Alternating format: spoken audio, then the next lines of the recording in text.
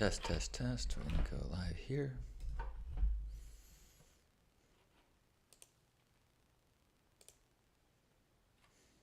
Test, test, test. Okay, yeah. Oh boy. Hoo, hee, ha, ha. Welcome to this love morning. Welcome to this beautiful day. Welcome to this love morning. Welcome to the time when we say gratitude and connection, kindness, and all of the three. We got gratitude and connection, kindness for you and me. We got some things to share. We got stuff in our heart. We got things we eat, things that we fart. We got everything about this whole day. We got gratitude to share. That's what we say. It's love morning. Do, do, do. Good morning. Welcome to Love Morning. It is Sunday, April 2nd. Thank God we survived April Fools. I am heading to Connecticut today to visit Asher and Amy. Asher's birthday is tomorrow. He turns 4. So I am super grateful for 4 years of that beautiful boy in my life. So grateful to Amy for inviting me so openly to participate in his world and his life and their lives. So super grateful for that. Good morning, Jennifer. Good morning, Joyous. We are live on Facebook and YouTube. Good morning, Gerbot. Oh, excuse me. Good morning, Michelle. Joyous is grateful to be here today, or that I am here today. I'm grateful that we are here today. I got my new No Urgency shirt, although I don't know if it's printed funny or I think I need to make it a little smaller so that my big, huge chest doesn't take off the E here. It doesn't even feel centered, but maybe that's, I don't know. Feels like it should be like that. Maybe I'm just have it on top of another shirt. Maybe that's the problem. Maybe it's my problem. There we go. New No Urgency shirts came in the mail. I love you, Fjord. Good morning. Happy Love Morning. Happy birthday, Mimi. Good morning, Faith. All right, Faith heard the song. Good to hear. I was kind of on a roll this morning. Faith is thankful to be here for her dog, Natasha, sending us love from Key West. Oh, there's a new pink heart in iOS. Not showing up in the comments for me, but that's cool. I will look forward to seeing it. Well, Michelle, if you want to get a No Urgency tee, no rush. See what I did there? It's the beigest shirt I've ever made. No pink, no bright colors. It's beige. It's like wheat colored. It's got a cool like wheat texture on it, and just really lightly, no urgency over the top. I like it though. It feels very.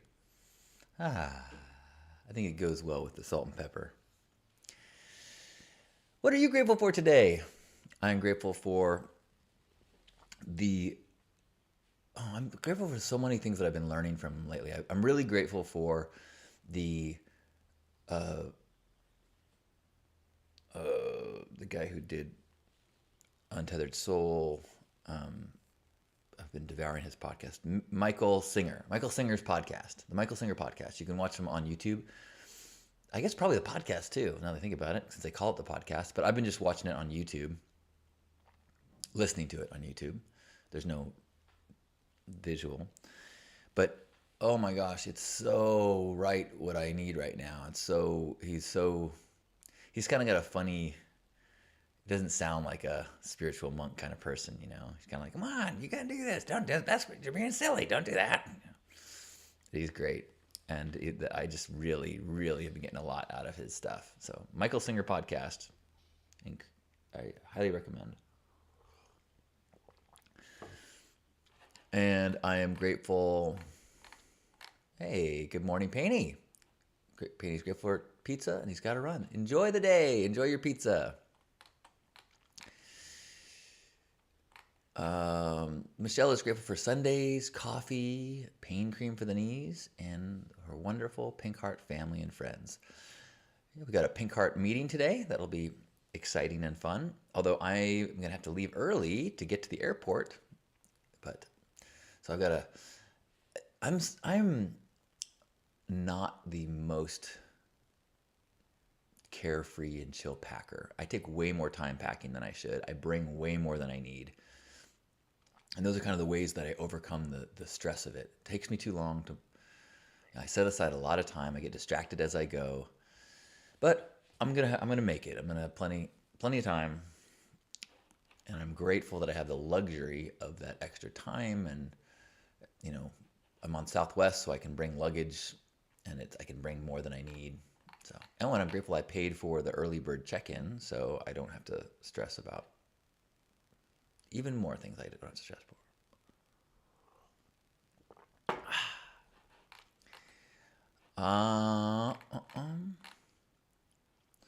Fjord is grateful for one more day to be alive.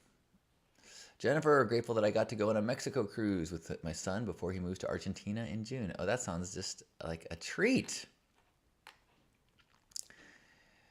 No urgency, extra time. That's right, early bird. I am living the no urgency life as much as possible. In fact, I started a couple minutes late today for this broadcast, and I have an alarm that goes on. And I went and I made some tea, and I'm like, I gotta go to the bathroom too. Like, but maybe I can hold. I'm like, no urgency. Just go to the bathroom, and while I leisurely released my bladder, I just let myself relax. No urgency.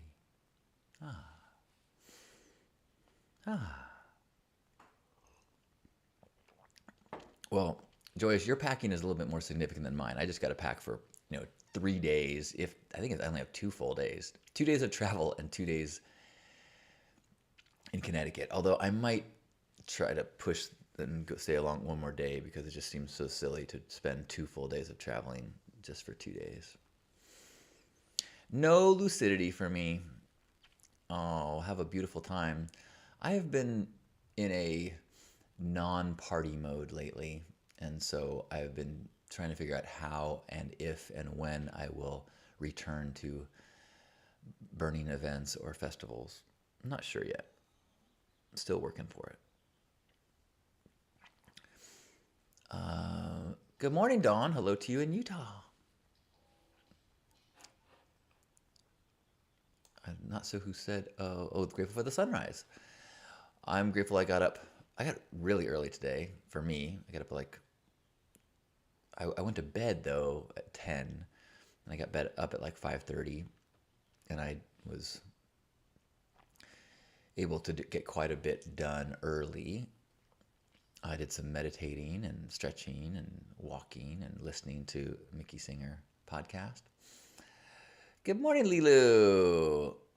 All right, Lilu is liking the no urgency mantra too. Yes, look at that. Look at how simple a couple words can be helpful for me too. I'm striking, remarkable, unsurprising how often it has changed the energy of my day.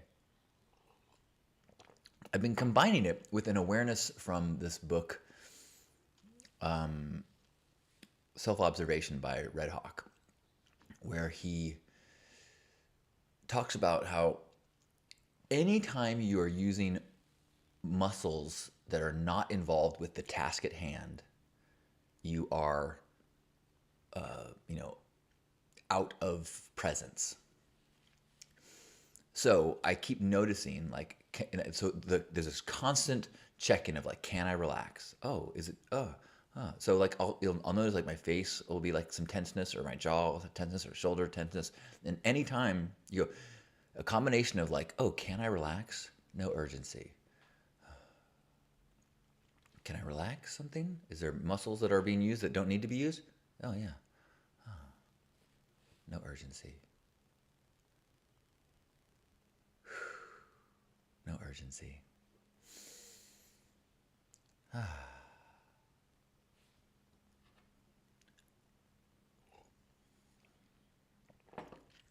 Lilu's saying that a fear of losing time, wasting time, has been a curse lately. Yeah, I slipped into this like, what's next? What's next? Get to the next thing. Get to the next thing. Get to the next thing. And sometimes that's a fun like flow state to be in, where like, well, not the next thing, but sometimes I'm like kind of like just, and I'll enjoy whether it's speaking, talking, or I'll be on Facebook and commenting and replying and reading. I'm just kind of like, but I'm a little, I'm not, I do feel some urgency to it. And it's kind of a exciting and thrilling feeling, which is one of the things I'm trying to cure myself of, or trying to be aware of. That, like, the one reason that I love drinking, a bunch of coffee in the morning and being stimulated and being like, but that's the urgency feeling, that it can be super productive, but it isn't necessarily, it doesn't have a deeper piece to it.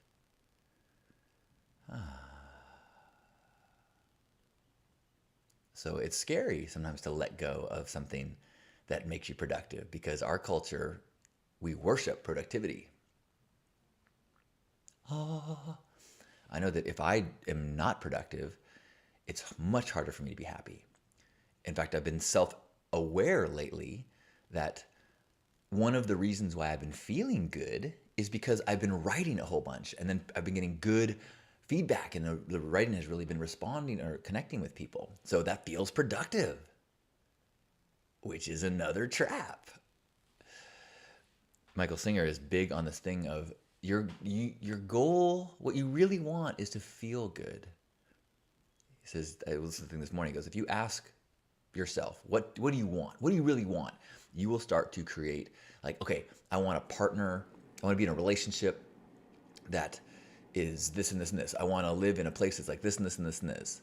And he said, well, okay, let's say you encounter God, and God says, okay, what do you want? Okay, I'm going to give you all those things. But no, I'm going to give you those things. I'm going to have a partner that is loyal and loves you and dotes on you and just thinks you're the best thing in the world. I'm going to give you your mansion. However, you are going to never quite feel satisfied, never feel connected. You're going to feel kind of alone and feel like something's missing. But I'm going to give you all those things. Are you cool with that? And his point is to point out that you don't really want anything. You want to feel good. And the only way to feel good is to generate the ability to feel good inside, and to remove all the barriers that keep you from feeling good on the inside. And we have this misunderstanding, because at times we have seen things change in our external world that have made us feel better. For example, I got productive and it made me feel good. So I go, oh, okay. If I just stay productive, I will be happy. So you misunderstand the evidence. You think the way to be happy is to change the world, make external things happen so that you can stay in a state of feeling good. But that's impossible. So then the redirection, the reframe, the kind of new goal line is inside. Which is why I have been so focused on letting go of what was and what is. What were the things in the world that brought me joy and happiness and satisfaction and made me feel good? What happens if you let go of those things? I feel good when I feel like I'm doing good for people. And everyone's like, don't stop doing that. Well, I'm not going to necessarily stop being good and stop helping homeless. But if I misunderstand and miss the connection, think, oh, I feel good because I'm doing that, that is a very delicate thing. What happens if I get injured and I can't do First Saturdays anymore? I get no more happiness? No more feeling good? So this is why I've been so pleased and impacted by the Michael Singer podcast, because these ideas are just like, so good, so big. And he has a really like down-homey way of getting it into your head that I really like.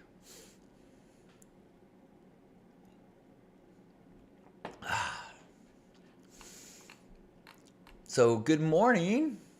Hope we are all feeling good and recognizing that nothing wrong with, doing things to make yourself feel better. But there is when people ask me, well, why are you, why don't you just accept who you are? Or why are you so, everybody's got these problems. I'm like, well, I believe that I know people who do not have the same kind of deep, obstructions to feeling good inside.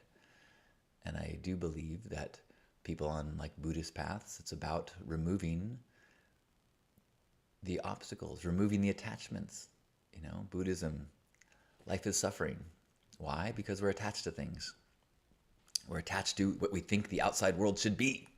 So if it's not what we want, we suffer. So until we understand that, we're trying to fix the outside world to make it in a way that we can feel good. Easier said than done, for sure.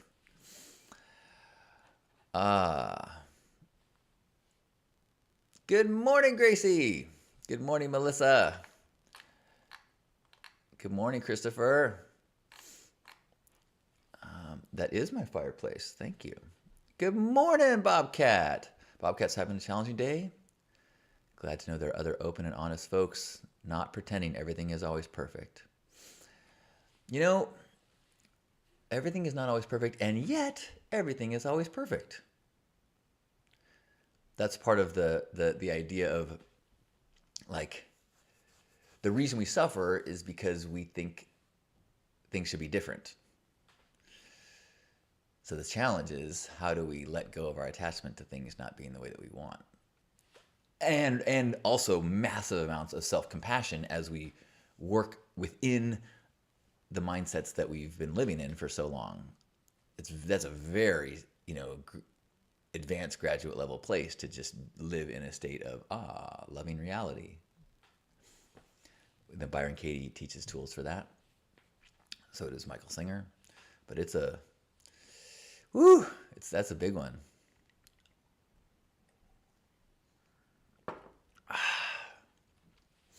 Good morning, Evelyn. Evelyn is grateful to be without urgency because I'm retired and have plenty of time. I hope I understand everything that is said here because my English is not top for conversation. Well, I apologize if let me take that back. I appreciate your dedication to listening and to trying to understand. I can't imagine trying to understand ideas about philosophy and spirituality in a language that was not my native tongue. So bravo, Evelyn, and I'm glad that you're here. Good morning. Good morning, alrighty Roo. We are live right now on Facebook and on YouTube. So if you hear me speaking to someone and you're like, what? Is he hearing voices? I am hearing voices. They mostly talk about pancakes, but the people I'm talking to are in these two venues that we are live in right now. Good morning, Griffin. Oh, Griffin, I have so been appreciating your comments lately. You have got some wisdom in you, brother. So thank you for sharing. Joyous says, I'm grateful I wrote my morning gratitudes here, so I will remember them to share in gratitude. If you ever want to join for a Zoom gratitude circle every day at noon and 6, which is, depending on your time zone, noon is 9, 3 hours after I start this broadcast. And although I will not be there today because I'll be traveling. Well, I guess it's possible I could be at the airport in time and be broadcasting from the airport. It's possible. But I am letting go. I'm in surrender mode, especially with the way airlines have been lately. I'm trying to be like, all right, I'm really working on practicing. Life is my practice. Like traffic, here's an opportunity to practice. I'm going to be traveling today. Can I use this as an opportunity to practice? I'm going to be staying, in someone else's home. I'm going to be having a lot of time with a very active 4-year-old. These are going to be opportunities to try to practice.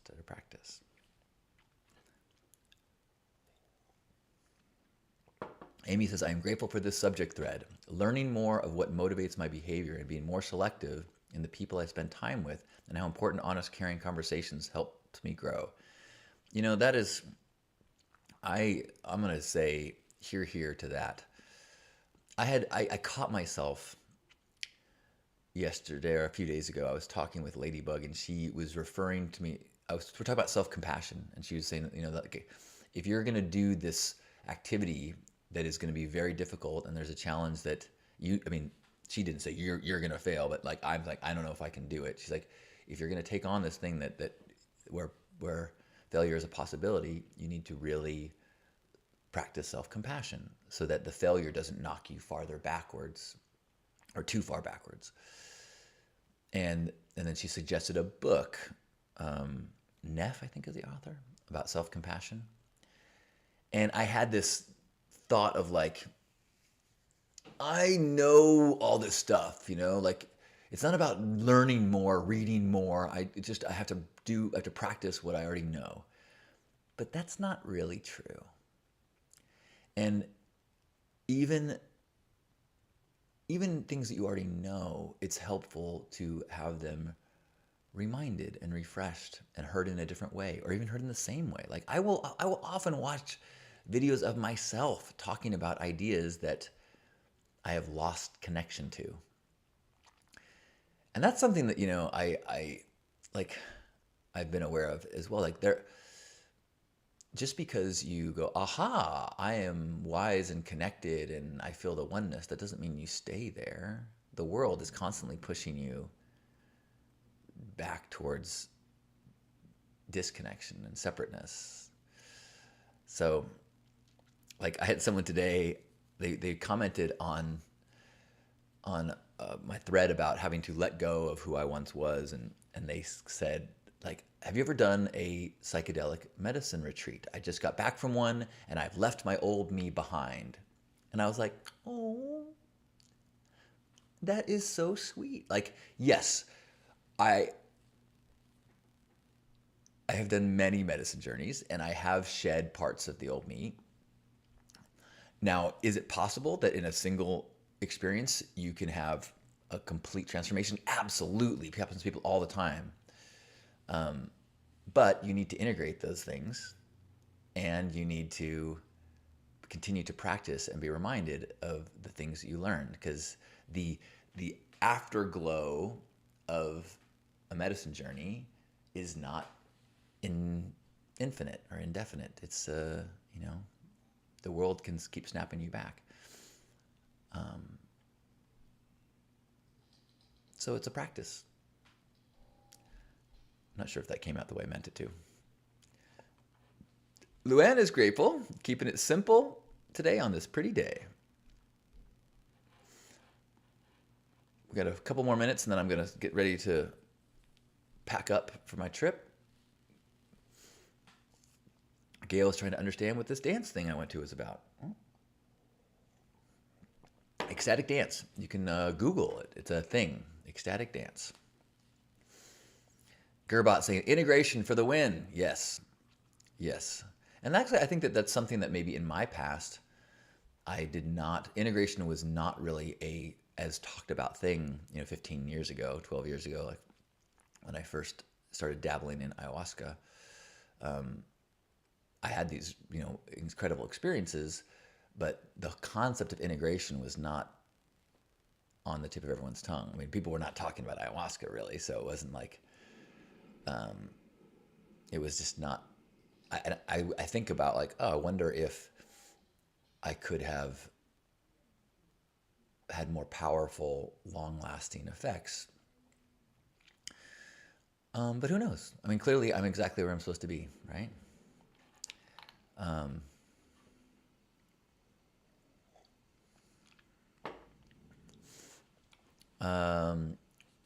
Griffin saying Stanislav Grof, The Stormy Search for the Self. He's the one who did holotropic breath work that I just had really incredible experiences with.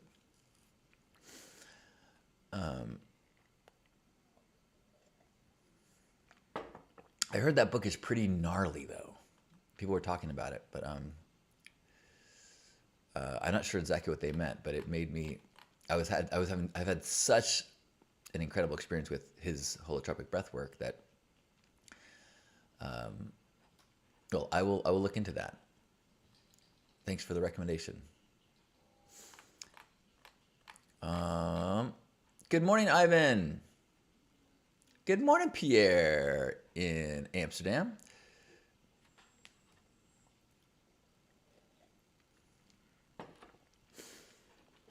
Well, what a treat to get to spend a little time before I head out of town. Feeling a little bit of no urgency vibe with you all.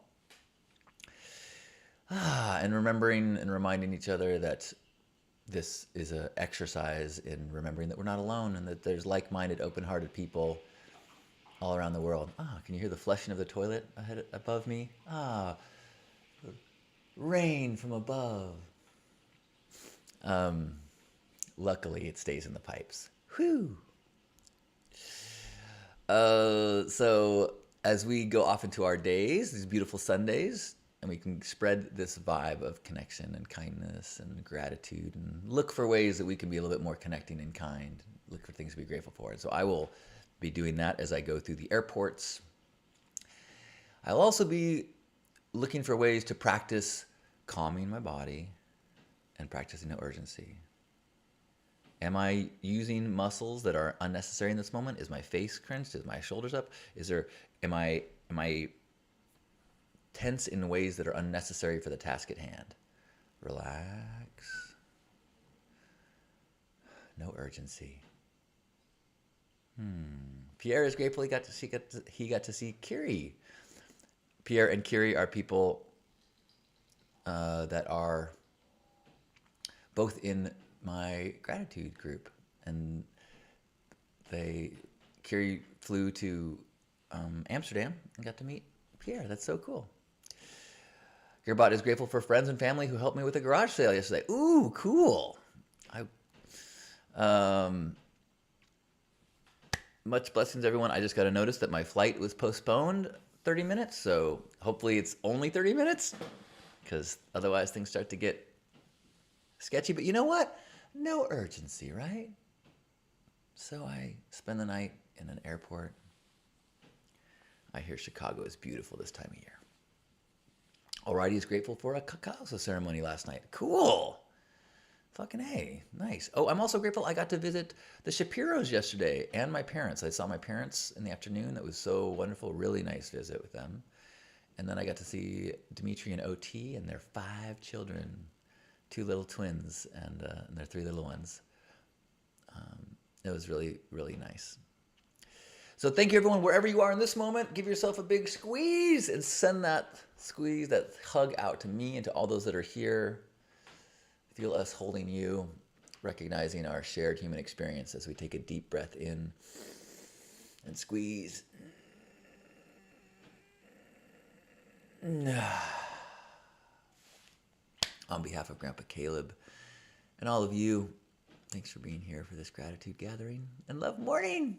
You are Hug Nation. Thank you.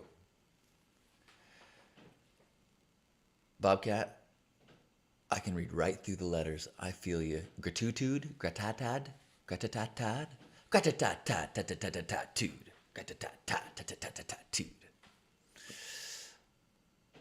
Love you.